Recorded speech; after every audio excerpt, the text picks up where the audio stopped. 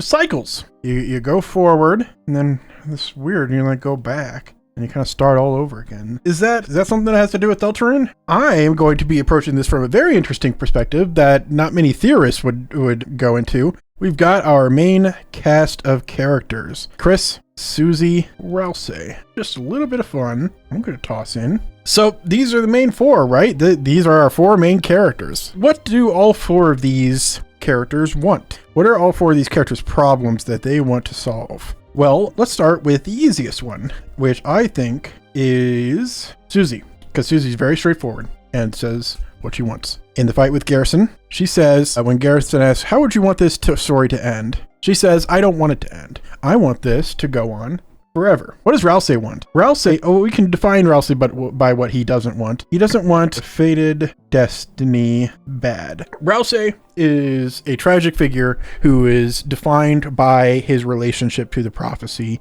at least as of chapter 4. It seems like everything that Rousey is determined by how he reacts to this. And this is just my interpretation. I think a lot of people disagree with me in that Rousey is self-deprecating, therefore Rousey wouldn't be upset if the prophecy said he would have to die. I think it's the opposite.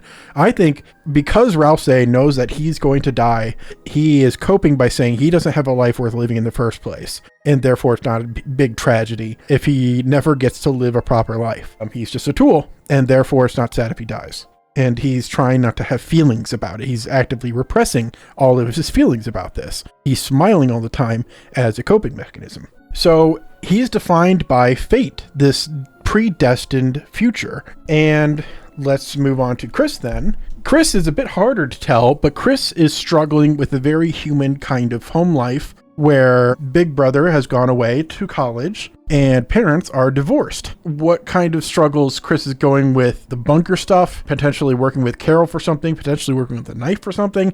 We don't know all the details to that, but what we know of Kris's personality and motivations, it definitely seems like Kris is unhappy with change in their lives. They want to probably, if I had to guess, based on the information we have about Kris's personal struggles right now, not the plot struggles, but the personal struggles, that is my guess, is that they do not like that their home life is wrecked and they want to go back to normal. This is evidenced by, they are kind of dismissive of Asgore, their dad. I think they kind of blame Asgore for breaking their family apart. Not 100% sure on that. That's kind of iffy. Kris definitely likes their mom, and they also got very uncomfortable when Toriel, at the end of chapter 4, got drunk and was partying with another man who was not her previous husband and Kris's father. A very uncomfortable situation for Kris. And I think it's because it's kind of this defining moment of things aren't going back if Toriel gets together with this weird skeleton man. It's kind of the definition of she's moving on.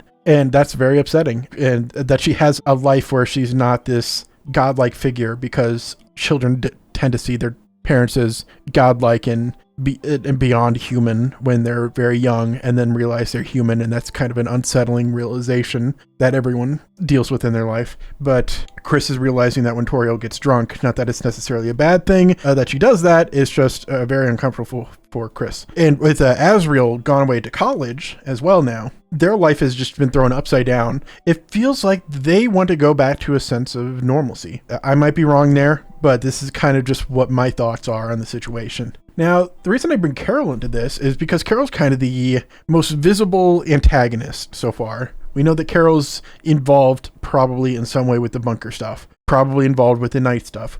What do they want? Again, lots of speculation, but my thought was coming to, if the Dark World is able to bring people back to life, and that was such a big point in the lore-heavy chapter 4. This is the lore of the world. This is what these Dark Fountains can do. We've seen proof of it, and the night has clear death imagery around them. That, at the very least, we can be certain of, because they've got the exposed ribcage.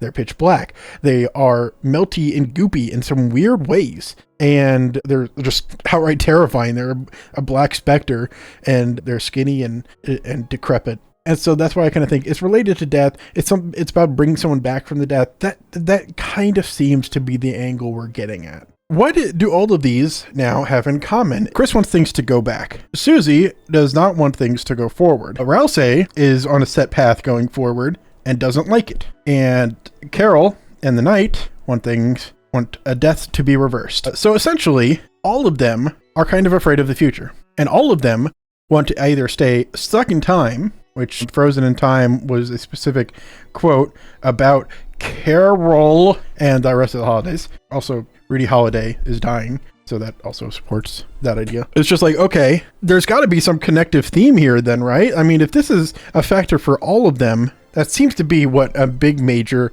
overarching theme of Deltarune would be. Like, especially like a fated destiny. Something in the past is informing what will happen in the future, and the future informs the past. Therefore, it's a cycle. It's forward and back, continuous. And so I started thinking about, like, people are saying there's some sort of time loop theory, and I honestly have no idea where it comes from. I haven't looked up anything on this. This is all me starting from scratch. The only thing I know is that there is a time loop theory, and I came to this independently and thought, you know what? Maybe they're onto something, specifically because of my own evidence that I came up with that probably nobody else thought of. Or if anyone else thought of it, they probably haven't applied it in this way. I don't know. This is very interesting thematic relevance, and I'm not exactly sure what to make of it because I haven't thought of any particular details from the game that are saying, hey, this is going to be a time loop. Look out for that. Let's take this to a logical extreme then. If Carol/Knight is an antagonistic force, my thought was, okay, at some point in the story, near the end, the bad guy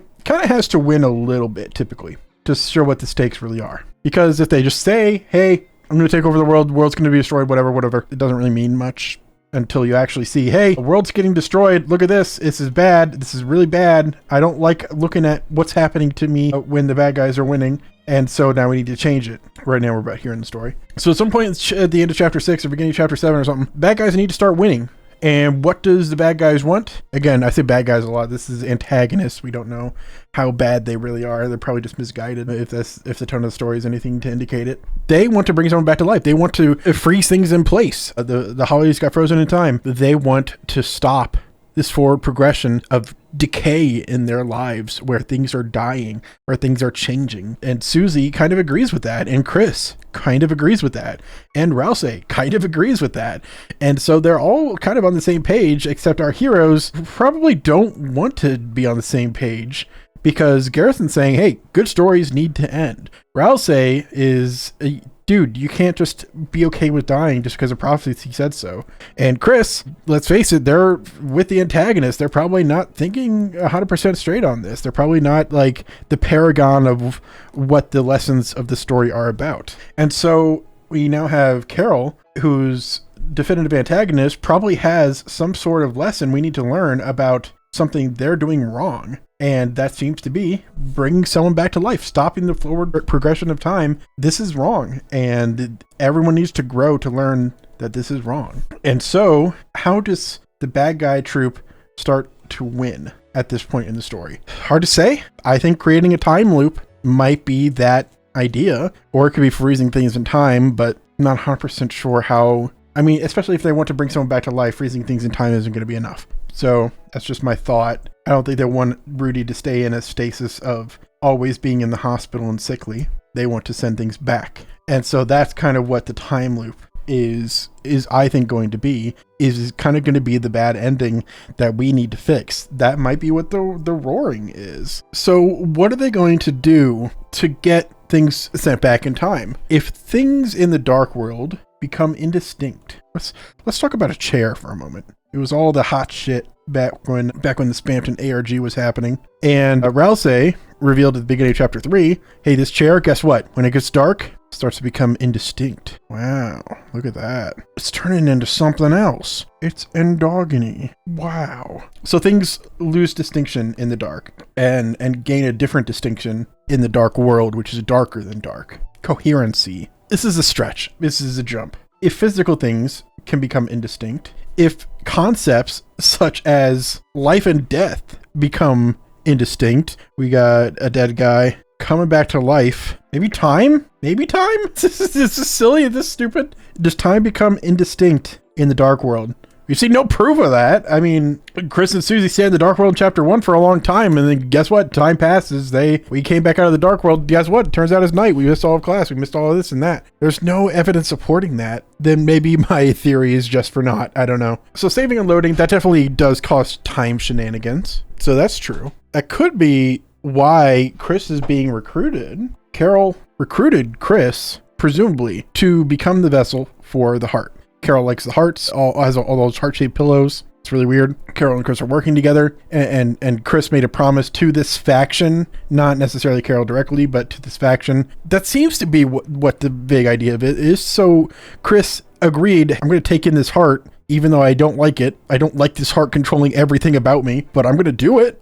Kris keep putting the heart back in for some reason to further your goals. The heart definitely seems to be important, and saving and loading seems to be a big factor of that. So it is very possible that the heart has the ability to control time within the confines of a dark world. Some combination of the heart plus dark world can mess with time, I'm thinking. It seems like a definite possibility, because they can already bring Garrison back to life. So it's not just bringing someone back to life. They need to undo something big, is what I think.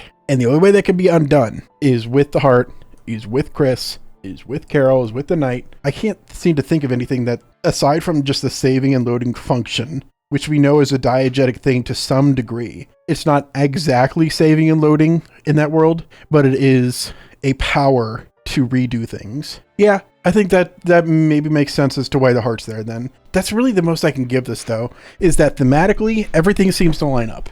Everything seems to be about going back, or changing the future, or never going forward. All of it's kind of the same idea. Let's go back. And that's not a good thing to do. That's about all the information that I can parse from this. And that's why I think that's what the bad guy group is doing. They're finding a way to go back and undo things. And so that's why I think a time loop is going to happen. But I do think this is a major theme that is going to play. And I do think that the big cataclysmic event is related to time shenanigans, is to cycle shenanigans. And it's very possible that by going back and recreating the world to be somewhat different, a new world, starting from the beginning, that has a different outcome. What's interesting is that sounds a bit like, you know how like when you played Undertale and then you played Undertale and then you played Deltarune and then they were like, this is weird. This is like the same thing, except they've lived entirely different lives. It's almost like if you went back really far and then had the events play out just slightly differently, you would end up with Deltarune. Or maybe, if you're cycling back, if you're going back to the past to play the shitty games that suck ass, then maybe, which by the way, Angry Video Game Nerd is canonical to Deltarune, so that's a reference to Deltarune. If you want to go back and redo things in a slightly different timeline, does that make Undertale? And maybe our poor old skeleton Sans, oh no, look at him. Maybe he got sent into Deltarune. Oh no. It feels a little kind of simplistic, but I mean, it's definitely possible, right? I mean, getting to this point, I've made a number of uncomfortable leaps that I'm not 100% into, but I'm not discrediting either, because I like to go based on theming, and this definitely matches the themes that I have parsed from what we've seen in Deltarune so far. Best guess, which is kind of stupid, I'm not even sure if I like it, Deltarune, the fail state, is creating Undertale. That's such a weird idea, and I'm not sure if I like it, but what do you think? I think I'll leave the video there. And hey, for anyone who watched this, thank you, I really appreciate it. I am going to be streaming more, talking more about things I like Deltarune. If you want to be on the ground floor, be one of my first viewers, I'm going to be taking doodle requests, and so that would be fun to just get those for free if you feel like watching. So you can follow me on Twitch at 1000 Stupid Words or here on YouTube, 1000 Stupid Words. And thanks again for watching.